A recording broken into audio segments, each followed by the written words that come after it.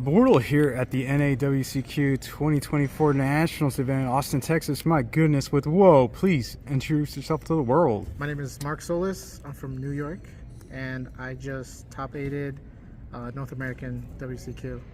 Let's go, baby. Let's go. Let's go. Yo, what deck, bro? Snake Eye with the Fiendsmith engine. Okay, what made you decide to play this deck for the event? Well, I've been on Snake Eye. That's the deck I know. I think I was, before the choice of this deck, I was going to play Tenpai with my buddy, but last minute I decided to take this because this is the deck I know and I've been practicing for like a while now.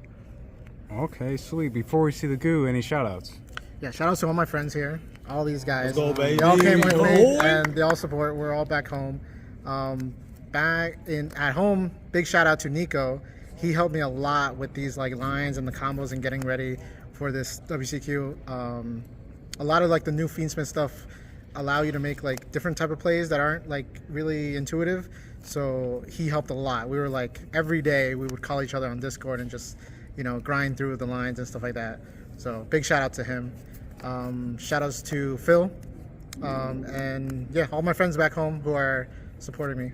Sweet. Without further ado, please take it away with the top 8 goo. All right, so the Snake Eye engine is 3 ash, 2 pop, 1 oak. Nothing. This doesn't really change. You need the consistency to this. You need to play 2 because you need 1 in the deck, and then this is like the one you don't really want to see, but sometimes you see it when combinations of other cards. But typically, you obviously want to see these. All these are like really crazy 1-card combos now with the new Fiendsmith stuff. So, you know, this doesn't really change ever, unless they hit it. And then these are the ones that you're summoning off these effects. You don't really play like another level 8 because the extra deck is extremely tight with the Fiendsmith stuff, so there's no room for you to play like a second 8. You already play like around Nib naturally with the Fiendsmith, so having like 2 Flambergs to play like through 1 hand trap is just easy now with the deck. And because of the new TCG exclusive as well that I'll show you in the extra. The 2 cards that you can search off of Poplar, and then the cards that support the Snake Eye archetype, Diabell and Witch. You just max these out because these are your second push, and then these are another push, and they also a consistency piece. So if you're getting hand trapped, you obviously can just like use this for Poplar, and yeah, just consistency. And then that's the Snake Eye. And then for the Fiendsmith stuff, it's 3 engravers, 1 Lurie, 1 tract. This is like another push. So on top of you having your normal summon, your bonfire, a wanted or a witch as a push for like any hand trap, this is another push on top of the hand trap. This tournament I did not start with engraver because people were gonna droll. So this you lose to droll if you need to like activate any of these. So you typically just activate these first, and then if they hand trap you, you activate this, and you just push from there. Because of the new CCG exclusive also like opens up lines where you can play that way. You don't need to protect your normal summon or your witch for like imperm, or you need to make like Appaloosa for like Effect Veiler or Ash Blossom. You can just summon and then push with the engravers. And then the non-engine, I played 44 cards. Cross out. This was a last-minute addition. I was playing 44 cards with 20 non-engine, and this made it in last minute. I didn't like the other cards that this would have been. Like for me on my list, it would have probably been like Crow. I was thinking about Droll. I didn't really like Droll because Droll's not really good into like a normal summon Ash play. So I just took it out and I just ate Drolls if they came out my way, and I performed really well. So Ash Blossom, Effect Veiler, Nib, Imperm. So those are the standard ones that you kind of want. Nib combos a lot with any of the other hand traps that you play. They kind of like seal the deal. You do give them follow-up if you let them play, but for the most part, if Nib is comboed with any of these, it really like seals the deal. So because of the Fiendsmith stuff, they're all lights, so these can be activated as a quick effect. You're able to just like nib them and then like snipe the last like engraver in the grave. These are bodies, so now that like we have Goddess, we can use these bodies to go into Goddess, to go into Fiendsmith stuff, to go into Snake Eye stuff. Just increases consistency and increases your ability to like go second. So this like, I really like these. These like performed extremely well, and yeah, in the mirrors I only lost like, for the match I only lost top 8 in the mirror to the Nats winner. So these were extremely good. So that's the main. As for the side, one anima. This comes up in a bunch of lines for like Poplar, and also to cheat like into Celine, so you can like climb into Celine for your spellcaster and then just revive like a Diabell that's in your grave. Requiem, this is a new addition to the deck because it's a Fiendsmith. Allows you to special summon a Fiendsmith from your deck or hand, and then it can equip, so you can like use this as fodder for Diabell, or you can use this as fodder for Oak or Ash when you summon from deck or hand. This just, it also like is the equip you need for Engraver to just out monsters. This is just really good. It's a quick effect, so it's extremely nice. It's a Life Fiend, so obviously it's all good. Sequence is your guy that you're, basically it's a polymerization from your grave. This basically helps you like just keep pushing. This is really crazy that it's a link 2. It just bridges naturally into like Princess, and then you summon like you basically summon the guy that you can negate your Princess with and climb into Apollo. It's just really crazy. This card, for a while we didn't know if we were getting this card until like the last week of Nats, and then we needed to play test as if like we had this or if we didn't have this, right? So this being released just opened the floodgates to like a lot of things.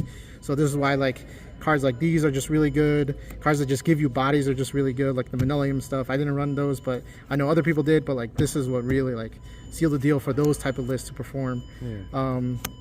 IP is IP. You usually bench her and you go through her combos. Protects your like Apollos from like Ogre. SP is SP. It's really good. Phoenix, a lot of people don't play like a second fire or just the Phoenix. I decided to play this. I don't really like the other options. I think this comes up more. I've used this all day. I drew cards. I popped like field spells. I popped like Yubel, you know, forced the Yubel trap card to fusion summon, and then I pushed past it. So like this card forced like a lot of cards out. It couldn't have been any other card. Hida, because we're in snake format. Celine to like quickly to go into a Palooza in my lines. Princess because it's Fire Princess when we're playing a fire deck. Apollo because it's, you know, a Palooza is really good.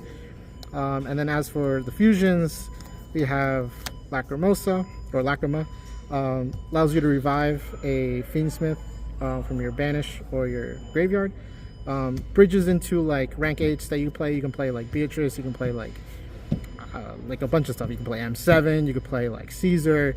So many rank 8s you could play. This allows you to like cheat it out early and like get it like really fast to kind of force either hand traps or just check certain hand traps like Nib and stuff like that. This also burns, so why did they print like a burn card for this archetype? But this allowed me to like win my top 16. I like dealt damage. He was left with like 100 life, and then burned for the rest. So that's really good.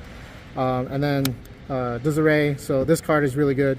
Allows you to like negate face-up cards. This added like a layer what was missing. Like so, they banned like, you know, Baron and Savage, so you didn't really have Omni negate, but this counted as an Omni negate, and it also like outs a card when it's like sent to the graveyard by shuffling a Light Fiend. So like this, I felt I value this card way more. There are people that were siding it. There are people that didn't play it. I like, you know, summoning this. You know, then using track to like fusion into this, revive it back, so you just get more bodies. It's just, this card I think is really good.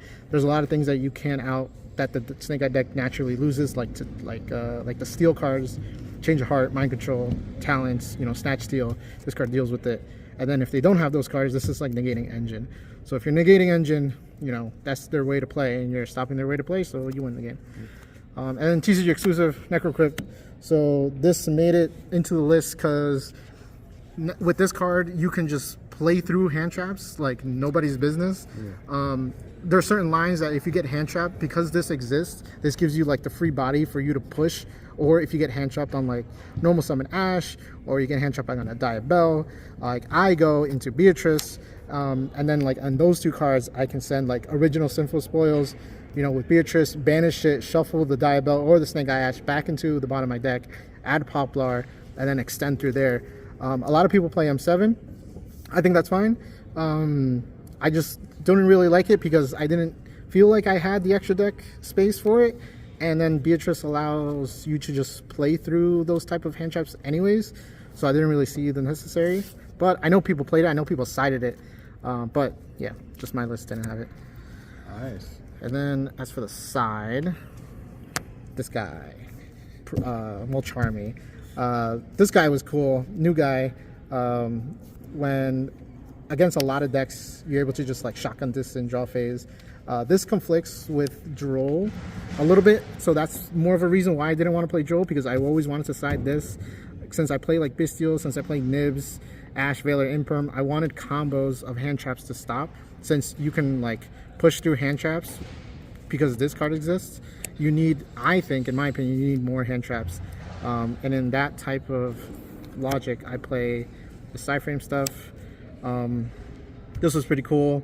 Gamma was really good. I, activated it once. Delta was really cool. I never activated it, but in theory, it's really good for like matchups like Throne and stuff like that, where I need the Throne to, be off the field, because that card is really good.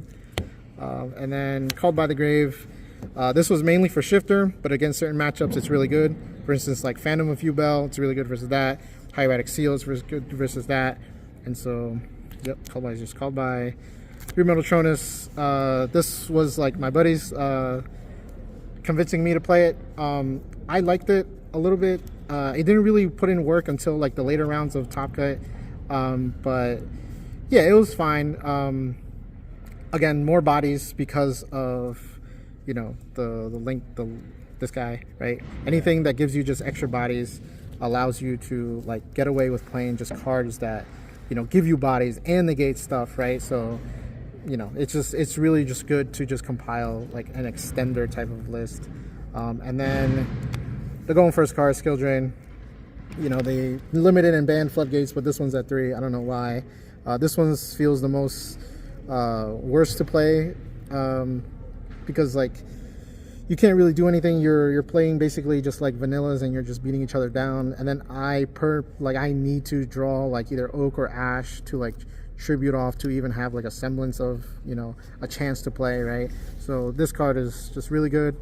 It's really good versus Tenpai, obviously. I decided going second versus Tenpai. This is just Skill Drain. And then the final card, because I don't think I have a good Tenpai matchup, is Fuko. I cited this card in every single Tenpai matchup. Never played it. So do you need it? I don't think so. But it was there just in case, because mainly for Shifter. If they Shifter you, you can do like IP into Field Spell and then bench Oak. So you can go into like SP or Apollo, or you could just sit on this. Yeah, you could do one or the other. But yeah, I never summoned this. Sweet. Well, hey man, congrats on the top. Thank you, man. Sweet. Until next time, everyone. Bortle out. All right.